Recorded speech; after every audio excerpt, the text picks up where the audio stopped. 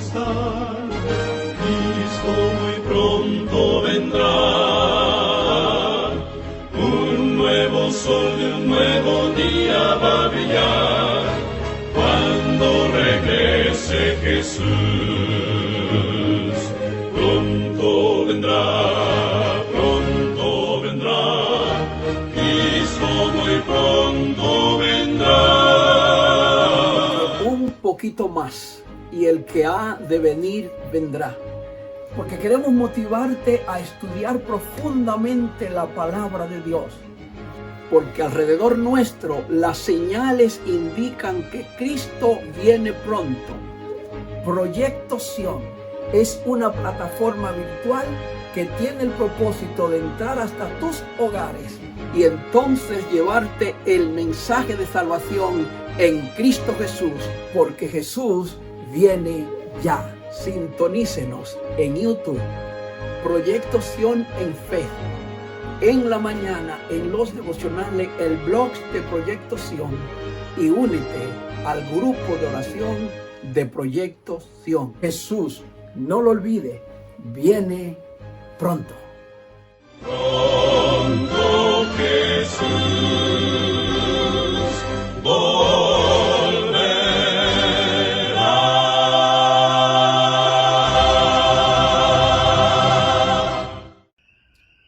Saludos, hermanas y hermanos, que el Señor les bendiga. Agradecemos al Señor que nos permite este día lunes continuar adelante con nuestros cultos. Gracias por estar con nosotros a través de su canal en Facebook y YouTube, Proyecto Sion. Es un placer para nosotros tenerles a todos y a cada uno de ustedes en esta hora. Gracias por sintonizarnos y esperamos que hoy podamos alabar y glorificar el nombre de nuestro Señor. Les invito para que inclinemos nuestros rostros y tengamos una oración para dar inicio formal con la dirección y la presencia de nuestro Dios al culto de esta noche. Oremos. Gracias te damos, Señor, por tu misericordia, por tu bondad y tu amor. Gracias porque nos trae de nuevo para alabar y glorificar tu nombre. Bendice, Señor, a cada hermano y amigo que sintonizará y verá este programa. Que tu Santo Espíritu nos ayude a alabar y glorificar tu nombre en este culto. Y que tú, oh Señor, nos ayude a crecer para un día encontrarnos contigo en la patria celestial. Gracias, Señor, porque hasta aquí nos ha protegido. Gracias porque ha protegido a nuestras familias. Gracias porque nos ha dado la oportunidad de encontrar el sustento y hasta hoy, a pesar del encerramiento, a pesar de la pandemia, a pesar de la crisis por la que pasa el mundo, tu mano poderosa ha estado con nosotros. Y por eso te damos gloria y honra, Señor, en el nombre de Jesús. Amén. Amén. Queremos recordarle, hermanos, que su canal de YouTube y Facebook, Proyecto Sion, tiene 3 propósitos particulares. Número 1, motivar el estudio de las Sagradas Escrituras.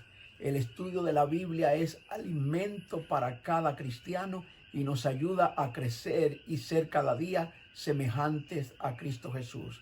Número 2, anunciarle al mundo que Cristo viene pronto, que su segunda venida está cerca. Y en tercer lugar, presentar las profecías que señalan que Jesús viene ya. Por eso te invitamos. Suscríbete en tu canal de YouTube Proyecto Sion, dale like y comparte para que otros puedan participar de estas grandes bendiciones. Tú sabes que en YouTube puedes repasar los temas anteriores y también podemos estar pendientes de los temas que vendrán. Y además quisiéramos recordarle que este próximo miércoles, este próximo viernes, tenemos una cita aquí en los cultos regulares para seguir alabando y glorificando el nombre del Señor. Ya tenemos deseo de encontrarnos con usted, poder saludarle, aunque no nos podamos abrazar, aunque no podamos darnos las manos, pero poder saludarnos y seguir adelante alabando y glorificando el nombre de Dios en nuestros templos. Pero también queremos decirle que aunque estamos abriendo el templo, por un tiempo nos mantendremos también conectados a través de Facebook y YouTube para aquellos que decidan no ir ahora porque están comprometidos en su salud, porque tienen una edad elevada, porque tienen niños y no pueden llevar los niños. Estaremos dando el alimento espiritual a través de su canal Proyecto Sion y también en el templo. Vamos a escuchar una música especial en este momento para preparar el ambiente a la predicación del mensaje de esta noche. Cantemos juntos este precioso himno. Amén.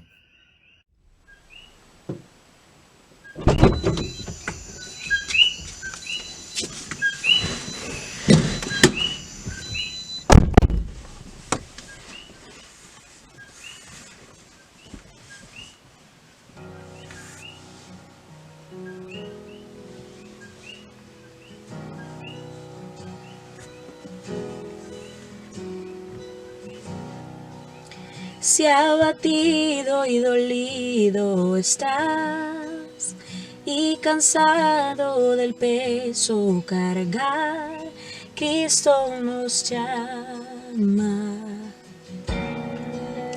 Si al final del camino estás sin saber hacia dónde mirar, Cristo nos llama.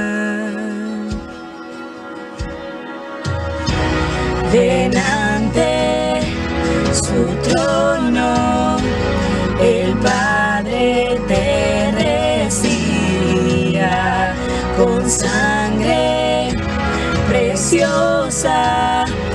Jesús borró nuestra maldad.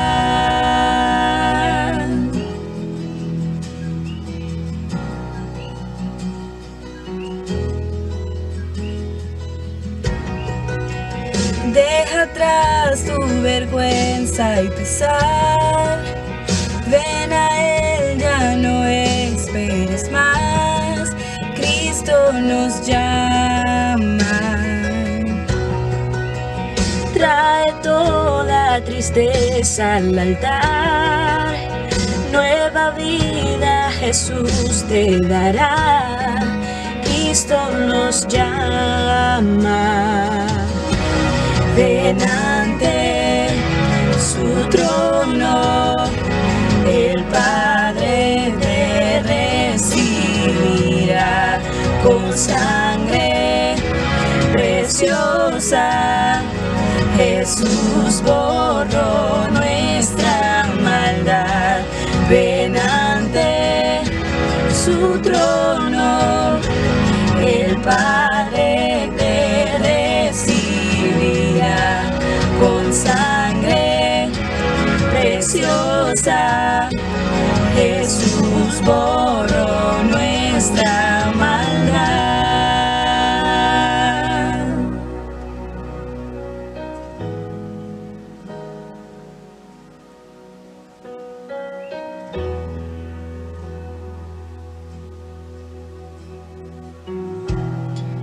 Oh, cuán hermoso es nuestro Salvador. Canta aleluya, Cristo vive. Nadie es más grande, solo Él es Señor. Canta aleluya, Cristo vive. Oh, cuán hermoso es nuestro Salvador. Canta aleluya, Cristo vive. Nadie es más grande, solo Él es Señor. Canta aleluya, Cristo vive.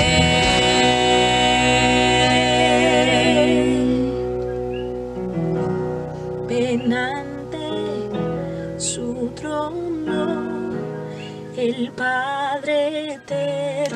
recibirá con sangre preciosa. Jesús borró nuestra maldad. Ven ante su trono, el Padre te recibirá con sangre preciosa. Jesús borró nuestra maldad.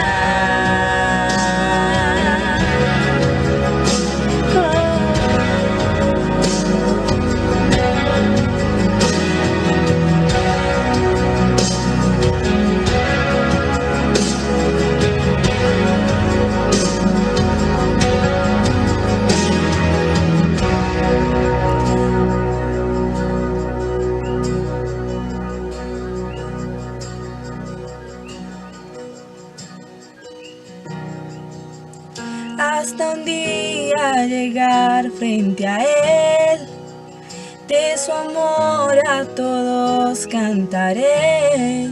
Cristo nos llama.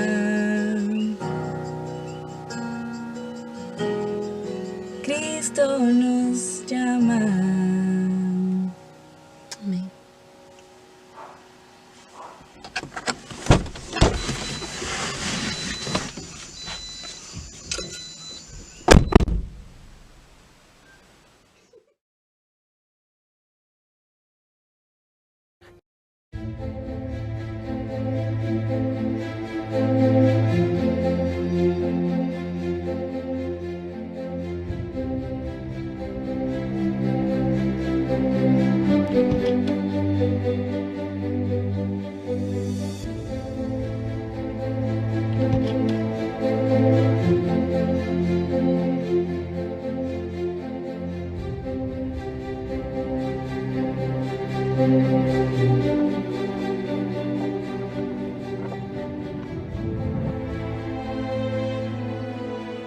El Arca del Pacto es un objeto dorado, secreto, conocido por los judíos, cristianos y también por los musulmanes.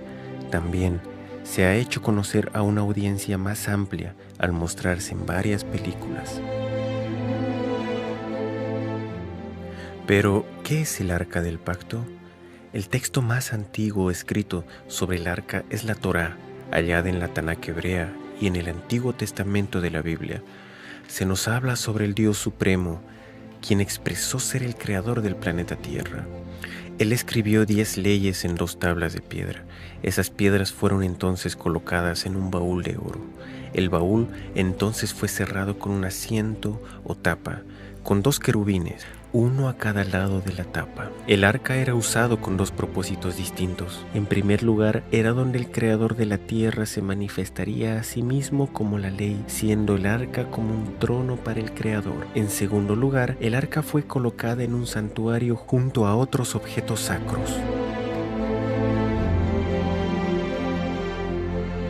No se le era permitido a nadie entrar en la habitación donde se encontraba el arca, con excepción de una vez cada año, cuando un sumo sacerdote traía sangre a la habitación y colocaba la sangre enfrente del arca y en el asiento del arca. Esto simbolizaba cómo las transgresiones del pueblo contra la ley dentro del arca eran llevadas a justicia por una sangre sustituta, la cual era traída delante del trono. Luego, el arca fue llevada al primer templo en Jerusalén. Se cree que antes que los babilonios sitiaran la ciudad y destruyeran el templo, el arca fue escondida o desapareció. Desde entonces, muchos expertos, teólogos, historiadores y arqueólogos se han preguntado qué ocurrió con el arca y si ésta realmente habría existido. ¿Era acaso un hecho o un mito? No se le permitía a nadie tocar el arca. En más de una ocasión, aquellos quienes violaban esta ley morían súbitamente. El arca seguía también a los israelitas a la guerra. Cuando fue capturada por enemigos, ellos fueron afligidos con plagas hasta que regresaron el arca a sus guardianes. A lo largo de los años han habido muchos cazadores del arca, buscando el arca del pacto o tratando de entender su significado. Muchos han hecho réplicas de la misma. Más de uno ha dicho haberlo descubierto, pero hasta ahora nadie había traído evidencias de sus hallazgos para que sean examinadas. Pero alguien en particular sobresale de todos los otros exploradores de una manera y con un corazón especial. La desaparición del arca ha sido un misterio por un largo tiempo.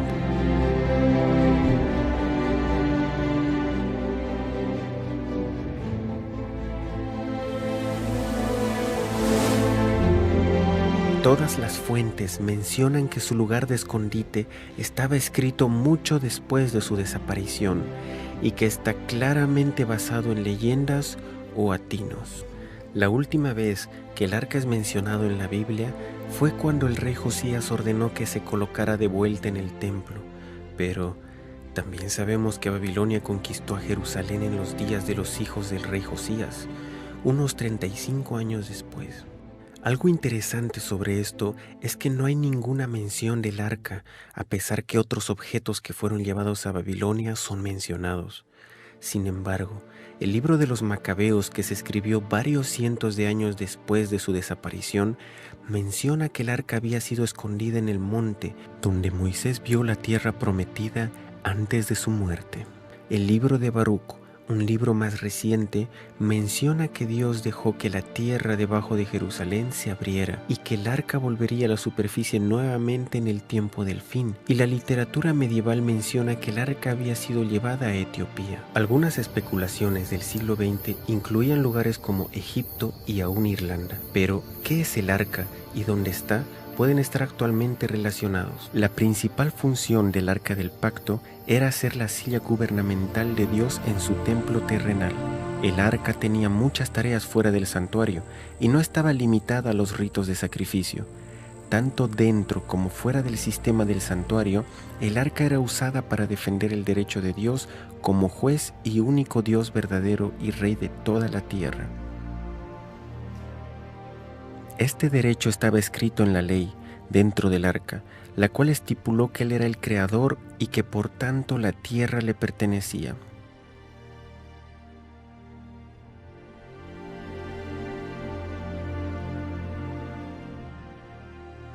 El Dios de la Biblia dijo: el arca del Señor, el Señor de toda la tierra, porque toda la tierra es mía. Porque el Señor Altísimo es terrible, Él es un gran rey sobre toda la tierra. Es por esto que el arca iba al frente en guerra contra la ciudad de Jericó, aun cuando esta ciudad no lo aceptaba como Dios o como la autoridad suprema en la tierra. Él aún los juzgaría y pasaría sentencia. A pesar que Nabucodonosor, el gran líder en Babilonia, no adoraba al Dios de Israel, tanto él como otros reyes de grandes naciones en esos días eran aún juzgados por Dios. Los asirios, madianitas, cananeos, egipcios, etíopes, filisteos y muchas otras naciones quienes rechazaban a Jehová como su Dios eran aún juzgados de acuerdo a los estándares de Dios. Cuando el último rey de Babilonia se burló de Dios en el templo de Dios, su sentencia fue dada por el Señor en la forma de una mano que escribía su juicio sobre la pared a la vista de todos. Dios muestra que no importa a qué religión o grupo étnico usted pertenece, usted será juzgado de acuerdo al estándar del Creador y no por su propia norma moral o la norma moral de su cultura específica. Una de las funciones del arca era ir delante del pueblo de Dios en el desierto, guiándoles hacia su lugar de descanso. Estaba presente cuando hubo una disputa sobre la autoridad de los escogidos de Dios y ésta tenía que ser resuelta. El arca fue delante de ellos en el río Jordán y así el río se abrió milagrosamente para el pueblo, permitiéndoles pasar el río hasta la otra orilla. Tomó parte en la confirmación del pacto entre Dios e Israel en el monte Ebal, y aún cuando Israel le falló a Dios y fue conquistado por el enemigo y el arca les fue quitada, Dios usó el arca para juzgar a los filisteos y humillar a sus dioses, por lo que ellos se vieron forzados a devolverla.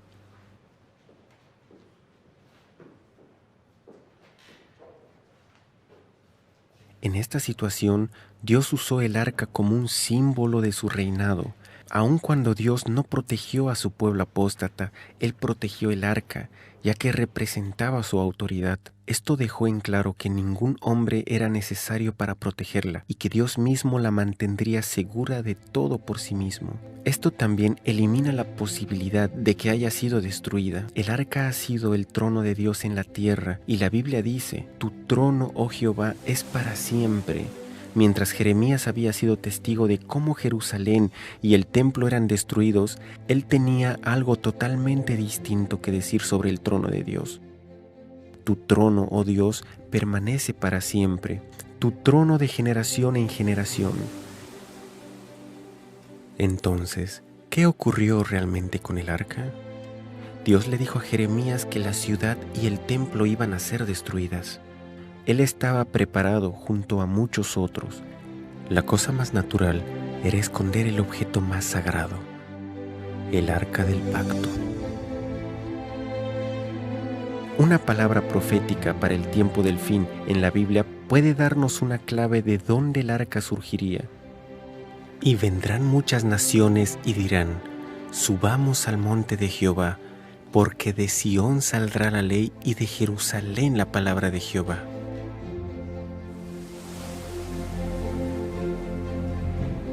En el siglo XIX, en los inicios de la arqueología, varios estudiosos buscaban entre las ruinas halladas en el Medio Oriente.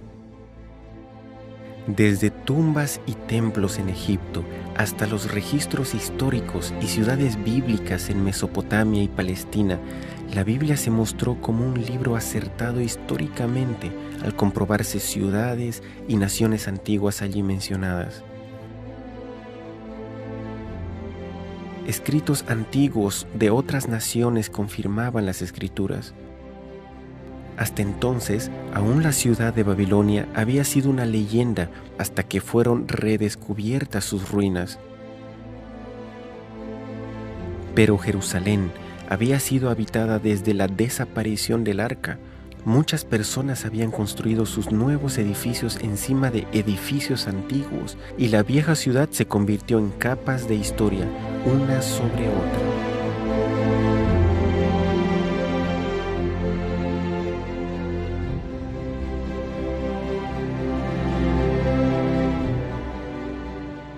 En 1854, un misionero, James Barclay, estaba caminando cerca de los antiguos muros de Jerusalén cuando se tropezó con la entrada de una gran cueva bajo la ciudad antigua, llena de túneles y aperturas.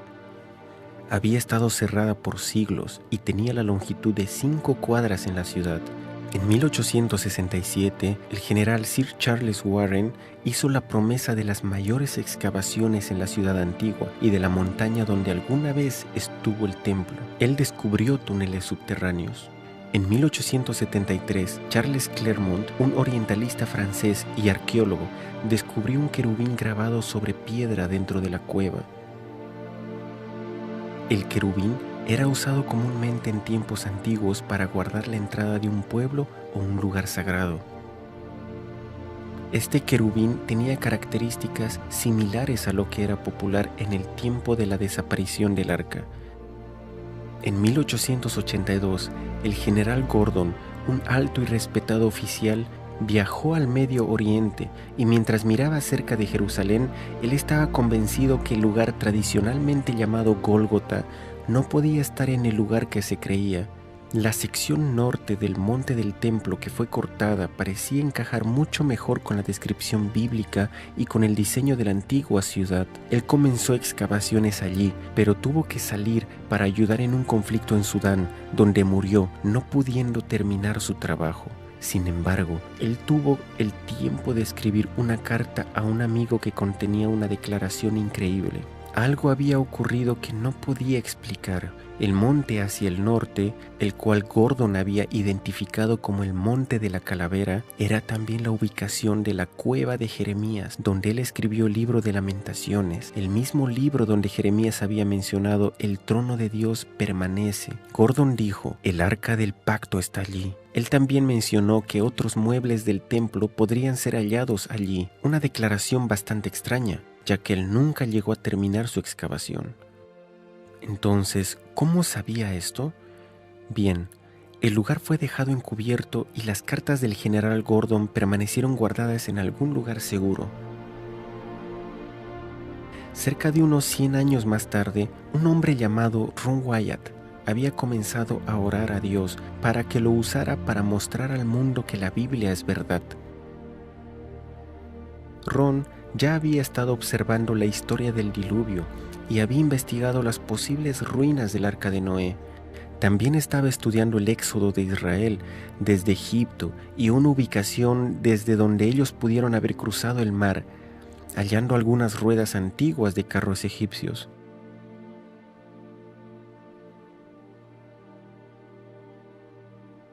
Después de uno de los viajes de buceo, Ron Wyatt visitó Jerusalén en su viaje de regreso a casa.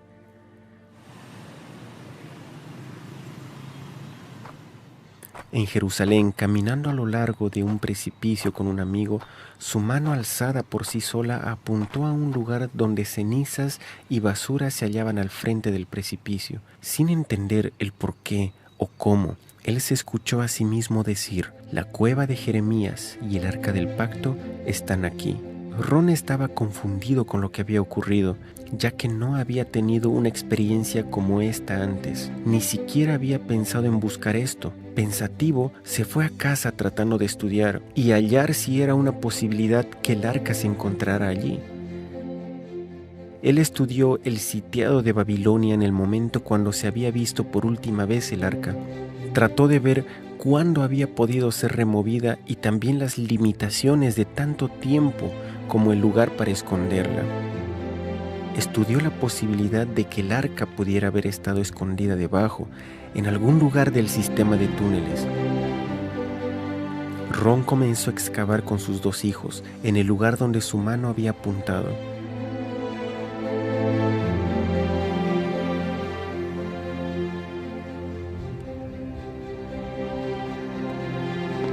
Sin embargo, pronto descubrieron que una gran roca montañosa dificultaba la excavación hacia abajo.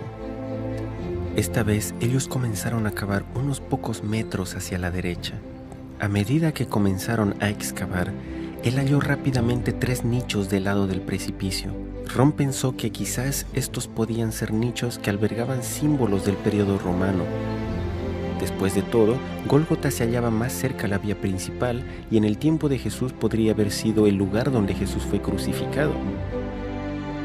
El bien conocido Quintiliano explica: en cualquier lugar donde crucificábamos criminales, se escogían calles muy concurridas para que muchos vieran y así sean movidos al miedo, ya que todo castigo no es una venganza, sino un ejemplo.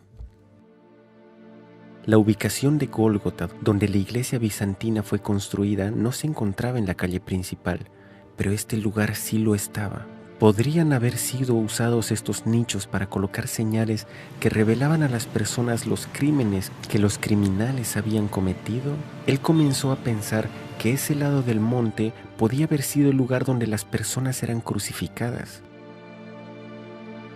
Ron continuó excavando hacia abajo, pero el piso era muy débil y por esta razón ellos fueron de vuelta al lugar original pensando que podían cavar alrededor de la otra roca. Esta vez ellos descubrieron que podían excavar entre el precipicio y la roca y que el precipicio casi formaba un techo a medida que excavaban hacia abajo.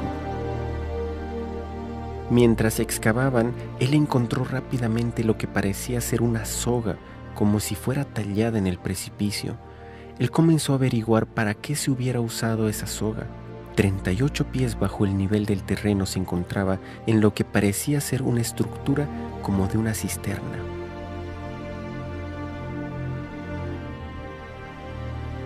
Era una estructura redonda, con escaleras hacia el fondo de la misma. Ron se preguntó si esta estructura pudo haber sido usada para guardar granos y si posteriormente fue usada como cisterna. Con un cincel abrió la superficie y encontró una gran cantidad de piezas de vasijas de barro entre la tierra. usada como relleno para formar la cisterna. Cuando Ron mostró estas piezas de vasijas a las autoridades en antigüedades, al examinarlas, ellos le informaron que algunas de estas eran del periodo jebusita. Los especímenes más recientes eran aquellos del periodo romano. Él continuó a lo largo de la superficie del precipicio, bajo el lugar donde se hallaban los nichos. Por las piezas de barro y monedas que había encontrado, ellos entendieron que estaban sobre el nivel romano. Mientras cavaban, hallaron muchos huesos de dedos que confirmaban sus sospechas sobre este lugar, el cual pudo haber sido el lugar para ejecuciones adicionalmente a la crucifixión. El apedreamiento era también practicado durante la era romana judía. Fuera de la estructura como de cisterna que Ron descubrió, encontró otra estructura circular en el lado opuesto. Solamente la base de la estructura circular parecía estar intacta. Mientras estudiaba la estructura, él se topó con una sección bien preservada, con un muro y una piedra que sobresalía horizontalmente sobre la pared en la superficie del precipicio. A pocos metros enfrente del mismo, Ron notó una roca cuadrada que no parecía como una roca moldeada de forma natural. Él la tomó cuidadosamente y encontró un agujero cuadrado en la base del terreno.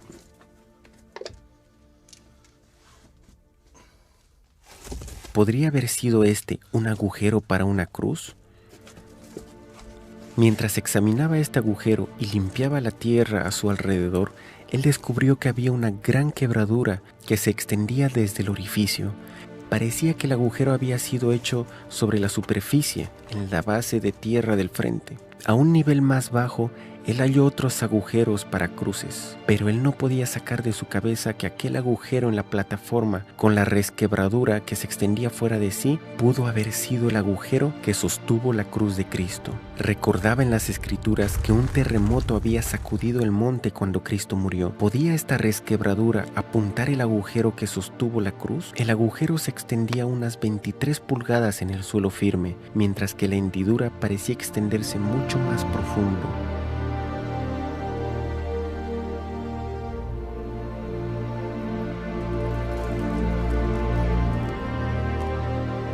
No es algo fuera de lugar pensar que se pudo tener conocimiento del lugar donde Cristo fue crucificado y que sabiendo que él tenía muchos seguidores que hubiesen querido convertir el lugar en un sitio memorable, ¿se prefirió entonces mantenerlo en secreto? Gólgota, usado por las iglesias católicas y ortodoxas, fue construida por Constantino el Grande cerca del año 325 o 326, sobre las ruinas de un templo pagano antiguo. Esto ocurrió muchos años después que Cristo fue crucificado, pero estas ruinas que Ron descubrió eran romanas y podían ser de tiempos más cercanos a la crucifixión. Después del año 70, muchos judíos salieron de Jerusalén y otros fueron asesinados, por lo que la ciudad fue reducida a un campo romano. Esto podría explicar que el lugar ya no era usado para crucifixiones. Ron encontró monedas en estructura de fechas anteriores y hasta el año 135 después de Cristo, pero ninguna de las monedas eran de fechas posteriores. En el año 130 después de Cristo, los cristianos fueron favorecidos en lugar de los judíos, por lo que era más probable que esta estructura hubiese sido construida por cristianos en este tiempo o aún antes. Esto significa que este era el primer lugar que fue reconocido como Gólgota. El Gólgota de la iglesia bizantina, que fue construido cerca de 200 años después, fue construido cuando el conocimiento sobre estos lugares se había de alguna forma perdido. Mientras más nos acercamos al tiempo de la crucifixión, mayor es la probabilidad que ellos supiesen los detalles de lo que había ocurrido.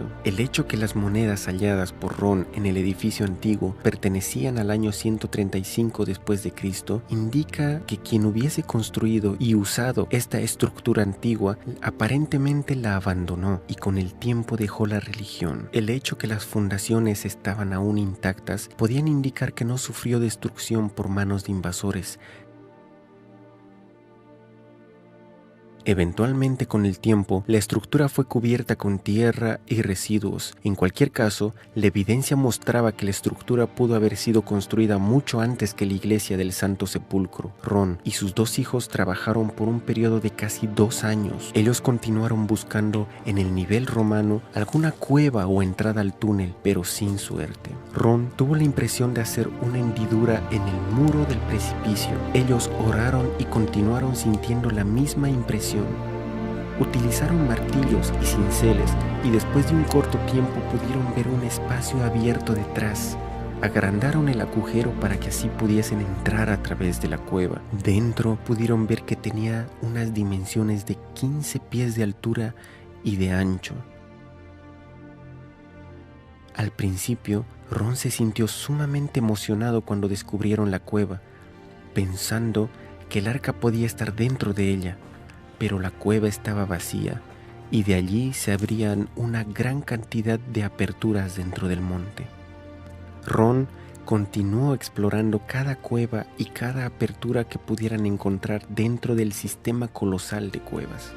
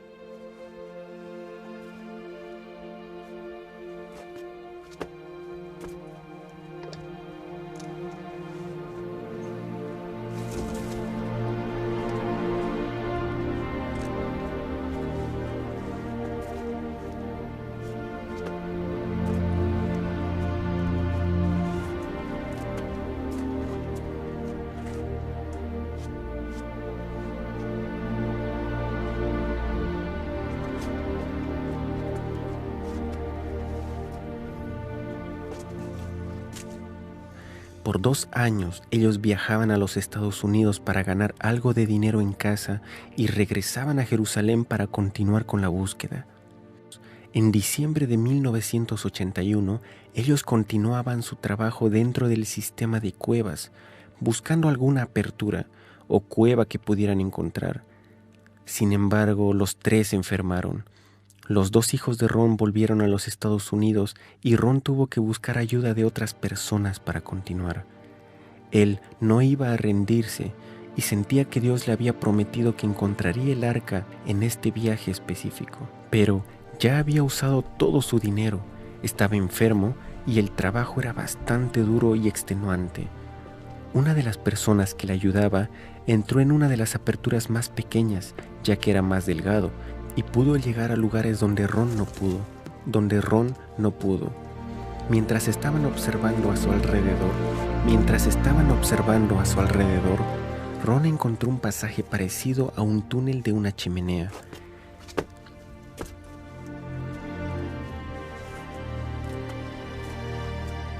Y de allí salía un túnel donde Ron tenía que exhalar para poder pasar a través de él. Entonces notó una estalactita de unas 16 pulgadas de longitud enfrente del muro al precipicio.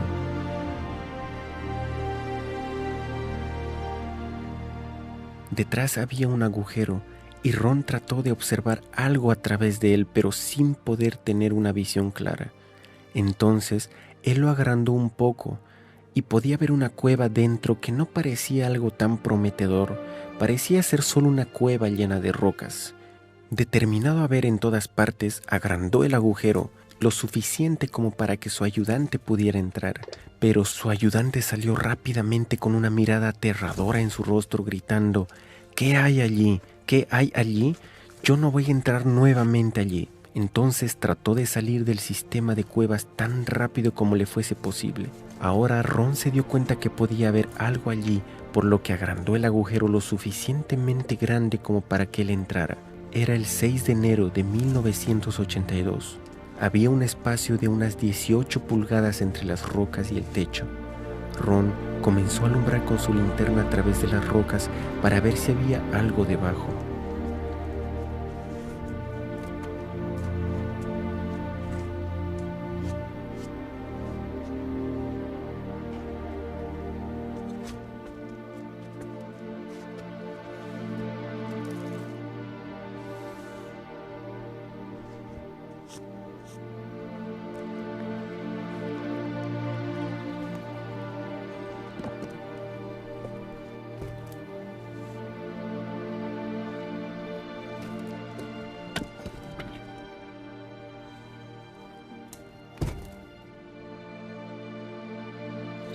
él vio unas tablas de madera ya descompuestas y bajo la madera algunas pieles de animales que se volvían polvo con tan solo tocarlas. Luego, él vio algo que resplandecía, algo que era dorado, que brillaba. Primero pensó que podría ser el arca del pacto, pero cuando removió el cuero del animal, vio una tabla dorada con un molde levantado en uno de los lados, el cual tenía un patrón de una campana y una granada alterna. Ron se sintió seguro que esto tenía que ser el primer templo o algún mueble extraviado del tabernáculo y que podía ser la mesa de los panes de proposición. Entonces comenzó a investigar la cámara con más cuidado y a observar a su alrededor. Usando la linterna, notó una apertura en el techo.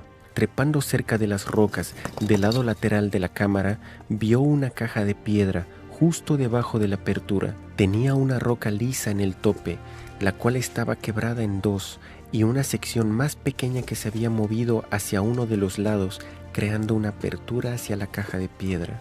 Pero su tapa estaba tan cerca del techo de la cueva que no le era posible ver dentro de la misma. Ron notó una sustancia negra en la apertura superior y un poco más de esa sustancia negra en el borde de la tapa de la caja. La apertura en el techo estaba directamente encima de la parte quebrada de la tapa, donde la caja estaba abierta, y parte de esta sustancia oscura había caído dentro de la caja. Fue en este momento que Ron recuerda que, al darse cuenta de lo que había ocurrido en ese lugar, él colapsó. Cuando él se dio cuenta que la apertura en el techo de la cueva era el fin de la resquebradura que se extendía desde el agujero de la cruz que había hallado en la plataforma elevada encima de él, y que la sustancia oscura era la sangre que había caído a través de la apertura dentro de la caja de piedra, él supo entonces que el arca estaba en la caja de piedra.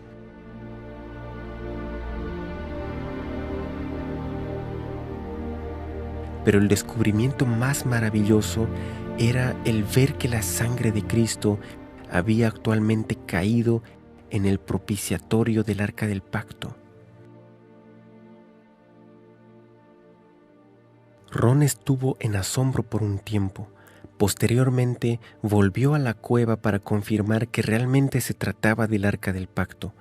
Él informó al gobierno israelí sobre el descubrimiento, pero se le dijo que se mantuviese en silencio. Ron no pudo estar callado por mucho tiempo. Visitó la cámara en varias oportunidades y reportó que varios objetos se encontraban allí además del arca del pacto. El candelero de 7 brazos con sus lámparas del santuario original, el altar de oro de incienso, la mesa de los panes de proposición, un incensario dorado, un efod, una mitra con una granada de marfil sobre una punta, una pesa de siclos de bronce, lámparas de aceite y un anillo de bronce y una espada muy grande. En la parte trasera del arca había un pequeño cubículo abierto, el cual aún contenía el libro de la ley, quizá el que Moisés escribió por sí mismo. De acuerdo a su entendimiento, el libro de Génesis no estaba allí. Algo que le asombró a Ron es que los rollos estaban escritos sobre pieles de animales y estaban en condiciones perfectas. Entonces comenzó a darse cuenta que el arca tuvo que ser llevada a esta cámara de alguna forma. No pudo haber sido por donde él lo hizo, ya que tuvo que cortar entre la piedra para poder entrar. Removiendo algunas de las piedras, encontró una entrada más amplia hacia el sur, hacia la cueva de Sedequías, al otro lado del camino, donde el querubín había sido hallado. Sin embargo, este túnel estaba bloqueado con muchas piedras grandes, y Ron no tenía forma de moverlas fuera del túnel desde donde él entró. Ron tenía un laboratorio en Israel para analizar los residuos de sangre que había encontrado en la apertura y en el propiciatorio del arca. El resultado de los análisis los asombró más de lo que esperaban.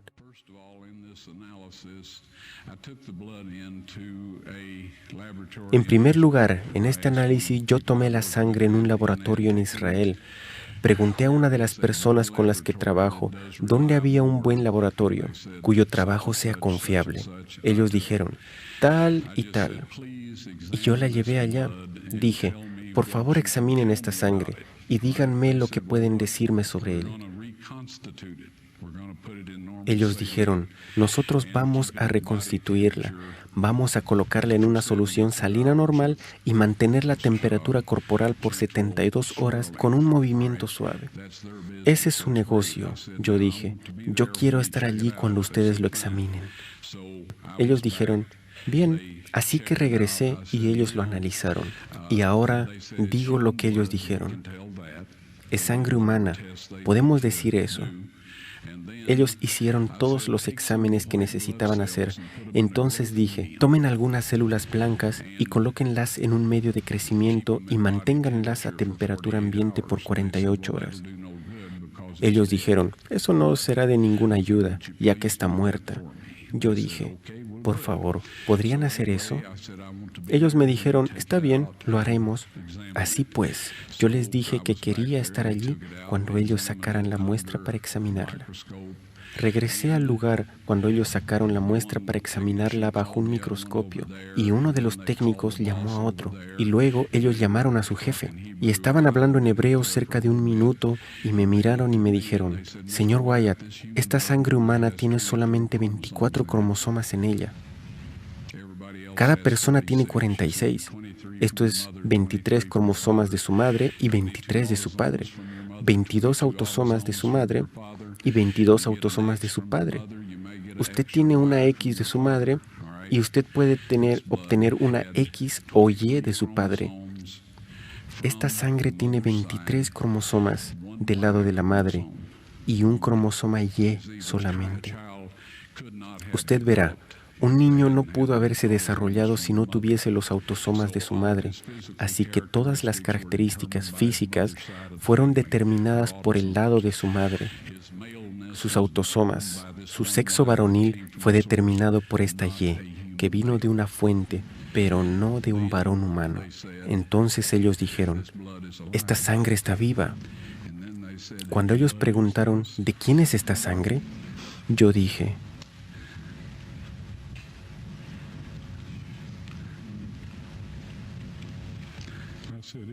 es la sangre de vuestro Mesías.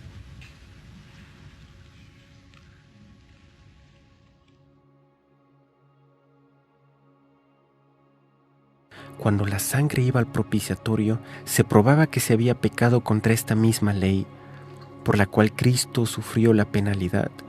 Nuestros pecados contra la ley de Dios, no contra leyes humanas u otras leyes religiosas, y estas son las leyes por las que nos tenemos que arrepentir de haberlas quebrado. Además, Dios realmente envió a su Hijo a morir en nuestro lugar. Ron quería mostrar a todo el mundo en ese mismo momento, pero Dios lo detuvo.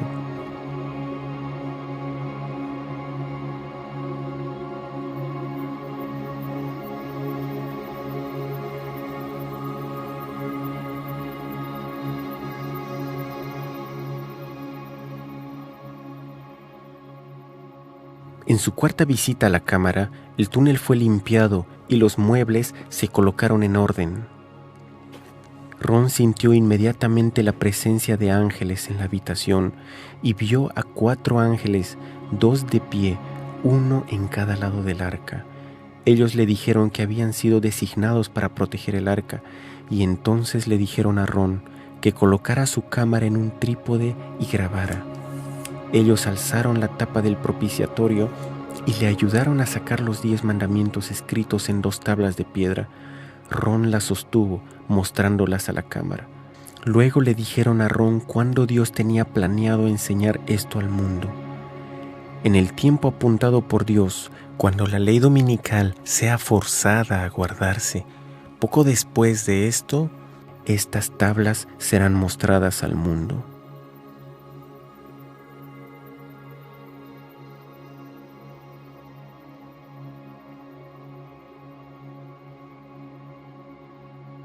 Ron inmediatamente supo lo que el ángel quiso decir, ya que él había estudiado este tema de antemano. El ángel estaba hablando sobre la marca de la bestia, mencionada en Apocalipsis 13 y 14, como el último engaño y prueba que vendrá sobre el mundo antes de la segunda venida de Cristo. La ley y la sangre de Cristo es un testimonio contra la versión hecha por el hombre de los mandamientos de Dios, la cual será forzada sobre la gente de todo el mundo, también confrontará las condiciones erróneas de la salvación que han sido predicadas por muchas personas y líderes religiosos. Ron murió en 1999 sin ver el cumplimiento. Pero él tuvo la evidencia de lo que ocurrió y usó sus últimos meses y años de vida para decirle a las personas sobre el amor de Dios, de Cristo y su sacrificio por nosotros. Él advirtió sobre la ley de la marca de la bestia. Por favor, escuchen este mensaje y advertencia importante. Bien, este conjunto de leyes es el único que tienen que guardar los súbditos de Dios, y es bajo su trono en el cielo y en la tierra, porque a Moisés se le dijo que hiciera su lugar de morada, la morada terrenal de Dios, según la forma que se le mostró en el monte, el patrón que se le mostró en la montaña. Este propiciatorio era el trono terrenal de Dios, y aún lo es. Y la gloria del Shekinah moró por cientos de años, hasta que los judíos se volvieron tan rebeldes y paganos que Dios decidió que Él no viviría más entre ellos. Si miramos un poco después, pero esto es de lo que se trata el propiciatorio, hay una declaración en la Escritura que está en 2 de Tesalonicenses, capítulo 2. Habla sobre el hombre de pecado que se sentará en el templo de Dios, mostrándose a sí mismo como si él fuera Dios. Para ver esto rápidamente, esto implicaría que si alguien podría sentarse en el templo de Dios, tendría que ser uno construido. Pero hay alguien allí ahora. En el planeta Tierra, en este momento, hay un individuo, y él y sus antecesores en esta posición han cambiado la ley de Dios. Ellos eliminaron el segundo mandamiento que dice: no te harás imagen de ninguna semejanza de lo que está arriba en el cielo, ni abajo en la tierra, ni le servirás.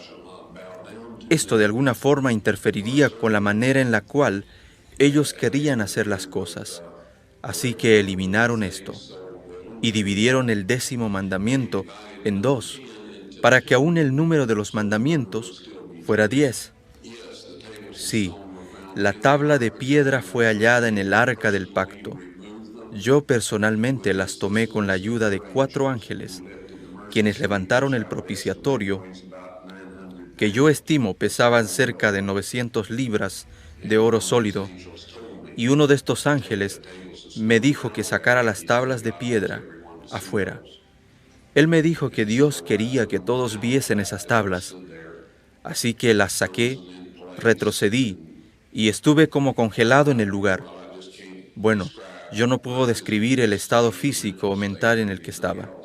Si yo no hubiera tenido alguna evidencia física para probar lo que pasó, yo hubiera pensado que lo había soñado o algo así. Pero ahora las evidencias están listas para ser mostradas. Pero nosotros no diremos. Actualmente están en un filo de piedra en la misma cámara, y es allí donde el ángel las puso después que se las di. Yo no sabía qué hacer con ellas. Se me dijo que esas tablas serían presentadas con la evidencia de la sangre cuando la ley de la marca de la bestia, cuando la ley dominical sea forzada a guardarse. Ahora, yo sé que todos se preguntan, ¿qué es eso? Todos hemos escuchado de rumores e historias sobre esto. Yo les diré rápidamente y de forma simple: si tú guardas los 10 mandamientos que Dios escribió sobre esas tablas de piedra,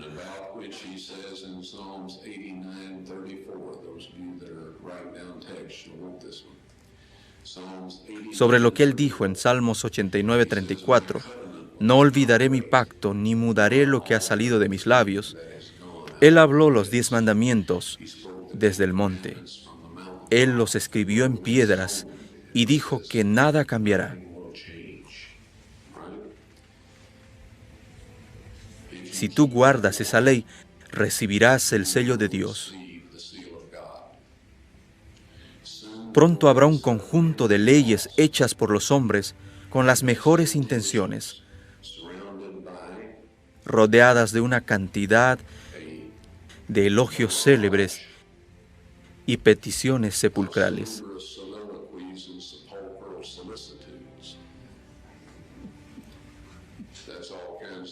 Esto es, todo tipo de historias y todo esto, instigado por el diablo, para hacerte creer que esto es lo mejor que puede pasarle a la raza humana.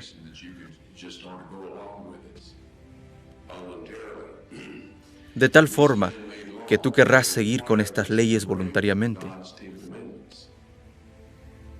Esta ley, hecha por el hombre, requerirá que tú quebrantes los 10 mandamientos de Dios. Cristo dijo a los fariseos que es en vano que me adoren, enseñando doctrinas y mandamientos de hombre. Si tú guardas estas leyes humanas y quebrantas los 10 mandamientos de Dios, recibirás la marca de la bestia. Nadie tiene la marca de la bestia en este tiempo. Tú solo puedes tenerla después que esas leyes sean forzadas. Ahora, es tan difícil cuando una cantidad de leyes hechas por los hombres se pasen y los fuercen a obedecer, donde requerirá que se quebrante los 10 mandamientos de Dios. La penalidad por no guardar esas leyes humanas es que tú no podrás comprar o vender. Esta es la marca de la bestia. Diremos, amigos, guarda esta ley y recibirán el sello de Dios. Guarda las leyes hechas por el hombre obligándonos a quebrantar la ley de Dios y tendremos la marca de la bestia. Puede sonar algo simple. Sé que hay personas que dicen que la marca de la bestia es un chip de computadora y toda clase de historias. Está en guardar las leyes de los hombres en vez de las leyes de Dios. Tal como Cristo dijo a sus discípulos, cuando hablaba de los líderes judíos en sus días, dijo, porque en vano me adoran enseñando por doctrinas los mandamientos de hombres. Dios no aceptó la ofrenda de Caín de frutas y verduras. Él no aceptará ningún sustituto por nuestra lealtad a Él, guardando sus 10 mandamientos.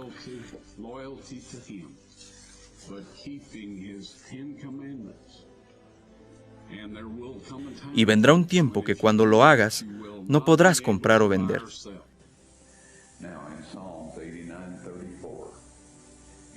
Dios dijo, no olvidaré mi pacto, ni mudaré lo que ha salido de mis labios. Eso significa los 10 mandamientos, lo cual es el pacto.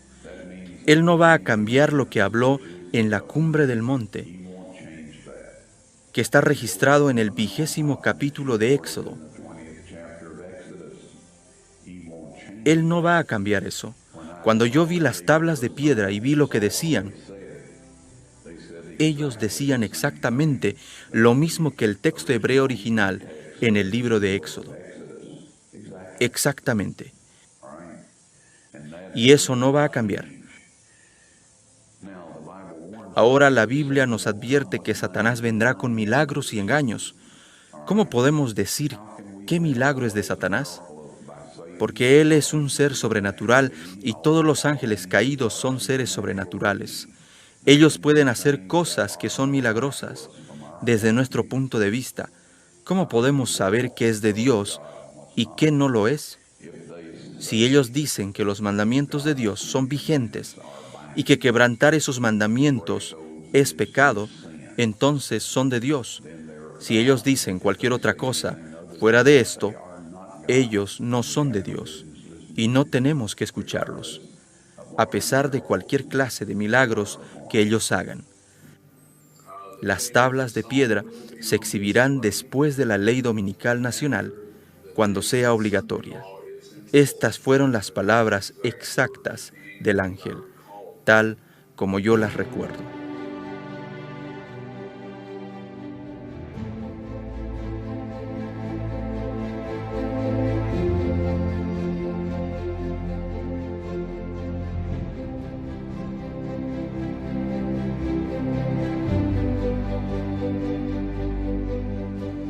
Pues este es el amor a Dios, que guardemos sus mandamientos, y sus mandamientos no son gravosos. Y 3 son los que dan testimonio en la tierra: el espíritu, el agua y la sangre, y estos 3 concuerdan. Si recibimos el testimonio de los hombres, mayor es el testimonio de Dios, porque este es el testimonio con que Dios ha testificado acerca de su Hijo.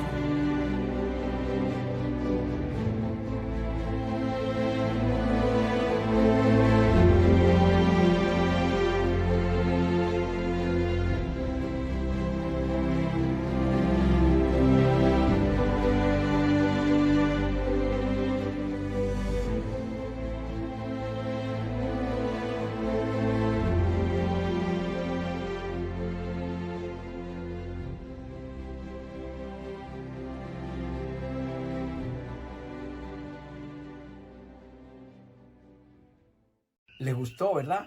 Precioso el programa, el tema, el mensaje que el Señor ha traído, el estudio profundo de la palabra de Dios esta noche. Quisiéramos orar por cada una de las peticiones que ustedes han escrito en el chat. Antes de cantar el himno final y despedirnos, vamos a tener una oración especial por nuestras peticiones y sobre todo para que el Señor continúe dirigiéndonos. No olviden, suscríbete a tu canal YouTube, dale like y compártelo para que otros puedan bendecirse con las lecciones, con los mensajes, con las profecías, con las amonestaciones que a través de YouTube y de Facebook en Proyecto Sion estamos presentando. Inclinemos nuestros rostros para orar. Una vez más te damos gracias, Señor. Te damos gracias porque nos da el privilegio de estudiar tu palabra. Gracias por el mensaje de esta noche. Gracias porque Cristo oró por nosotros mucho antes de nosotros haber nacido. Porque Él le pidió al Padre por nuestra salvación. Porque Él se interesó delante del Padre por el perdón de nuestros pecados. Y porque hoy nosotros podemos dar gloria a Dios. Porque tenemos en Cristo Jesús a un Salvador amante. Señor, tú has escuchado las peticiones que han elevado tus hijos en esta noche, las que han presentado a través del chat. Escúchala, Señor, y contesta conforme a tu santa y divina voluntad. Hemos pedido por la salud de algunos, hemos pedido por las relaciones familiares, hemos pedido por personas que están a punto de dar a luz y que necesitan tu dirección y tu fortaleza. Estamos pidiendo, Señor, también por algunos enfermos. Estamos pidiendo porque los padres y los hijos tengan un reencuentro muy especial. Estamos pidiendo por los compañeros de trabajo en esta noche. Estamos pidiendo por nuestros vecinos y sobre todo, Señor, estamos pidiendo para que tú permitas que este mundo pueda volver a la normalidad, o por lo menos que pueda tener tu misericordia de él. Gracias, Señor, por tu amor, por tu cuidado y tu bondad. En el nombre de Jesús te lo pedimos. Amén. Amén. Cantemos juntos el himno para terminar.